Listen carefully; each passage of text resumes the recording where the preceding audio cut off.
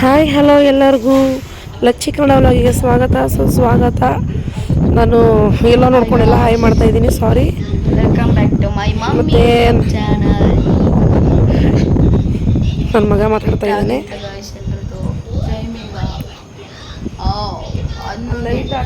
Light ಮುಖ ಕಾಣಿಸ್ತೀನಿ. 11:30 guys. ಯಾರ್ಯಾರು ವಿಡಿಯೋ ನೋಡ್ತಿದ್ದೀರೋ ಸಬ್ಸ್ಕ್ರೈಬ್ ಮಾಡ್ಕೊಂಡು ವಿಡಿಯೋ ನೋಡಿ. ಹೇಳಮ್ಮ. Bye guys. ಮತ್ತು ನಾನಿವಾಗ ಇವತ್ತಿನ ರೆಸಿಪಿ ಬಂದು ಬೇಗನೆ 2ರಿಂದ 5 ನಿಮಿಷದಲ್ಲಿ ಆಗುವಂಥದ್ದು ಮೂಲಂಗಿ ಚಟ್ನಿ ಮಾಡ್ತಾಯಿದ್ದೀನಿ ನೋಡಿ. ಇಷ್ಟು ನಾನು ಮೂಲಂಗಿನ ಸಿಪ್ಪೆ ತೆಗೆದು ತೊಳೆದಿಟ್ಕೊಂಡಿದ್ದೀನಿ. ಈ ಥರ ತುರ್ಕೋಬೇಕು ಸಣ್ಣಕ್ಕೆ, ಕಾಯಿ ತುರಿತೀವಲ್ಲ ಅದ್ರಲ್ಲಿ ತುರಿದಿಟ್ಕೊಳ್ಳಿ. ಮತ್ತು ಒಂದು ಬಾಣಲೆಯಲ್ಲಿ ಒಂದು 7ರಿಂದ 8 ಹಸಿಮೆಣಸಿಕಾಯಿ ಹಾಕ್ಕೊಳ್ಳಿ, ಎಣ್ಣೆ ಹಾಕ್ಕೊಂಡು.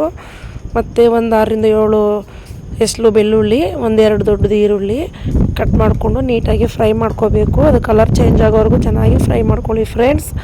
ಮತ್ತು ನಾನು 1-1.5 ಸ್ಪೂನು ಜೀರಿಗೆ ಕೂಡ ಹಾಕ್ಕೊತಾ ಇದ್ದೀನಿ ನಾನು. ಇದು ಚಟ್ನಿ ಬಂದು ತುಂಬಾ ಚೆನ್ನಾಗಿರುತ್ತೆ, ಚಪಾತಿಗೆ ಆಗಲಿ ಮತ್ತು ರೊಟ್ಟಿಗೆ ಆಗಲಿ, ಮುದ್ದೆಗಂತೂ ಇನ್ನೂ ಚೆನ್ನಾಗಿರುತ್ತೆ, ಅನ್ನಕ್ಕೂ ಚೆನ್ನಾಗಿರುತ್ತೆ, ಬಿಸಿ ಬಿಸಿ ಅನ್ನಕ್ಕೆ. ಒಮ್ಮೆ ಟ್ರೈ ಮಾಡಿ, ನಿಜವಾಗ್ಲೂ ಸೂಪರಾಗಿರುತ್ತೆ ಈ ಥರ ಚಟ್ನಿ. ಮತ್ತು ಒಂದು ಗೋಲಿ ಇರ್ತೀವಲ್ಲ, ಆ ಗೋಲಿ ಸೈಜಲ್ಲಿ ಒಂದು ಹುಣಸೆ ಹಣ್ಣು. ಇದಕ್ಕೇನು ಜಾಸ್ತಿ ಐಟಮ್ಸ್ ಖರ್ಚಾಗಲ್ಲ, ಎಕ್ಸ್ಟ್ರಾ ಏನಿಲ್ಲ, ಮನೇಲಿರೋದನ್ನೇ ಹಾಕೋದು. ಸೊ ಇಷ್ಟನ್ನು ನಾವು ನೀಟಾಗಿ ಫ್ರೈ ಮಾಡ್ಕೊಳ್ಳಿ. ಮತ್ತು ಅದು ಫ್ರೈ ಆದಮೇಲೆ ನಾನು ತುರಿದಿಟ್ಕೊಂಡಿರುವಂತಹ ಮೂಲಂಗಿನ ಹಾಕ್ಕೊತಾ ಇದ್ದೀನಿ ಇವಾಗ ನಾನು.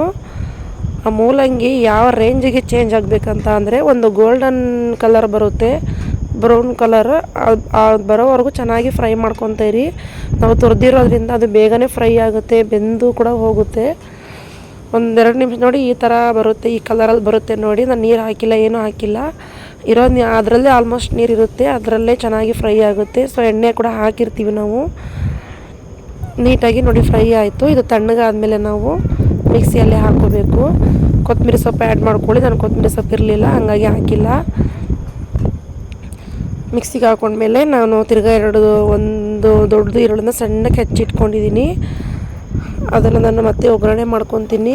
ನೀವು ಬೇಕಿದ್ರೆ ಒಣಮೆಣ್ಸಿನ್ಕಾಯಿ, ಕರಿಬೇವು ಸೊಪ್ಪು, ಸಾಸಿವೆ ಎಲ್ಲ ಹಾಕ್ಕೊಂಡು ನೀವು ಒಗ್ಗರಣೆ ಮಾಡ್ಕೊಳ್ಳಿ, ಸೂಪರಾಗಿರುತ್ತೆ. ನಾನು ಹಾಗೆ ಸಿಂಪಲಾಗಿ ಒಗ್ಗರಣೆ ಮಾಡಿದ್ದೀನಿ, ಬರೀ ಈರುಳ್ಳಿ ಮಾತ್ರ ಹಾಕ್ಬಿಟ್ಟು ಒಗ್ಗರಣೆ ಮಾಡಿದ್ದೀನಿ. ತುಂಬಾ ಚೆನ್ನಾಗಿತ್ತು, ಟೇಸ್ಟಿಯಾಗಿತ್ತು. ಮತ್ತು ಹಾಗೆ ನಾನು ಮಿಕ್ಸ್ ತರಕಾರಿಯಲ್ಲಿ ನಾನು ಸಾಂಬಾರು ಮಾಡ್ತಾಯಿದ್ದೀನಿ. ಒಂದೇ ಒಂದು ಬದನೆಕಾಯಿ, 2 ಆಲೂಗೆಡ್ಡೆ, ಸ್ವಲ್ಪ ಬೀನ್ಸು, ಒಂದು 5-6 ತೊಂಡೆಕಾಯಿ ಎಲ್ಲ ಸಣ್ಣ ಅಂದರೆ ಮೀಡಿಯಮ್ ಆಗಿ ಕಟ್ ಮಾಡಿ ಇಟ್ಕೊಂಡಿದ್ದೀನಿ ಸಾಂಬಾರಿಗೆ ಅಂದ್ಬಿಟ್ಟು. ಈ ಸಾಂಬಾರು ಬಂದು ಎಲ್ಲದಕ್ಕೂ ಮ್ಯಾಚ್ ಆಗುತ್ತೆ, ಬೇಗನೆ ಆಗುವಂಥ ಸಾಂಬಾರು ಇದು.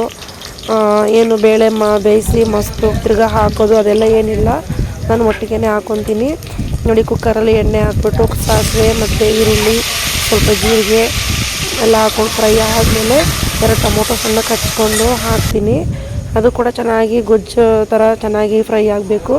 ಮತ್ತು ಇದನ್ನು ಹಾಗೆ ಜಾರ್ಗೆ 1 ಬೆಳ್ಳುಳ್ಳಿ, 2 ಟೊಮೊಟೊ, ಒಂದು ಈರುಳ್ಳಿ, 2 ಸ್ಪೂನ್ ಧನಿಯಾ ಪುಡಿ, 2 ಸ್ಪೂನ್ ಖಾರದ ಪುಡಿ ಮತ್ತು ಸ್ವಲ್ಪ ತೆಂಗಿನಕಾಯಿ ಎಲ್ಲ ಹಾಕ್ಕೊಂಡು ಸಣ್ಣಗೆ ರುಬ್ಕೊತೀನಿ ನಾನು. ಬೇಗ ಅಂದರೆ ನೋಡಿ, ಎಷ್ಟು ಬೇಗ ಮುಗಿದೋಗುತ್ತೆ ಅಂದರೆ ನಿಜವಾಗ್ಲೂ ನಾವು ಎಷ್ಟು ಲೇಟಾಗಿದ್ರೂ ಏನಾದ್ರು ಎಮರ್ಜೆನ್ಸಿ ಯಾರಾದರೂ ಬಂದರೆ ಮಾಡೋದು ಈಸಿ ಆಗುತ್ತೆ. ತರಕಾರಿ ಕಟ್ ಮಾಡೋದು ಒಂದೇ ಟೈಮ್ ನಮಗೆ ವೇಸ್ಟ್ ಆಗೋದು. ತರಕಾರಿ ಕಟ್ ಮಾಡೋಕ್ಕೆ ಮಾತ್ರ ಟೈಮ್ ಬೇಕು. ಅಡುಗೆ ಮಾತ್ರ ಪಟ ಅಂತ ಹಾಕ್ಬಿಡ್ಬೋದು ನೋಡಿ. ನಾನು ಆ ಮಸಾಲೆ ನೀಟಾಗಿ ರುಬ್ಕೊಂಡಿದ್ದೀನಿ. ರುಬ್ಕೊಂಡ್ಬಿಟ್ಟು ಇಲ್ಲಿ ಒಂದು ಒಗ್ಗರಣೆ ಕೂಡ ರೆಡಿಯಾಗಿದೆ, ಚೆನ್ನಾಗಿ ಗೊಜ್ಜು ಥರ ಚೆನ್ನಾಗಿ ರೆಡಿಯಾಗಿದೆ. ಅದಕ್ಕೆ ನಾನು ಹಾಕ್ಕೊತೀನಿ ರುಬ್ಬಿರುವಂತಹ ಮಸಾಲನ. ನೀರು ಹಾಕ್ದಿರ 1-2 ನಿಮಿಷ ಹಾಗೆ ತಿರುಗಿಸ್ತಾ ಇರಿ. ಆಮೇಲೆ ನಿಮಗೆ ಎಷ್ಟು ಬೇಕಷ್ಟು ನೀರು ಹಾಕ್ಕೊಳ್ಳಿ, ತುಂಬ ತೆಳ್ಳಗೆ ಬೇಡ, ನಾರ್ಮಲಾಗಿ ಹಾಕ್ಕೊಳ್ಳಿ. ಮುದ್ದೆಗೆ ಬೇಕಲ್ಲ, ಹಂಗಾಗಿ ನಾವು ತುಂಬ ತೆಳ್ಳಗೆ ಮಾಡಲ್ಲ, ಬರೀ ಅನ್ನಕ್ಕಾದರೆ ಸ್ವಲ್ಪ ತೆಳ್ಳಗಾದ್ರೆ ನಡೆಯುತ್ತೆ, ಮುದ್ದೆಗೆ ಬೇಕಲ್ಲ ಅದಕ್ಕೆ.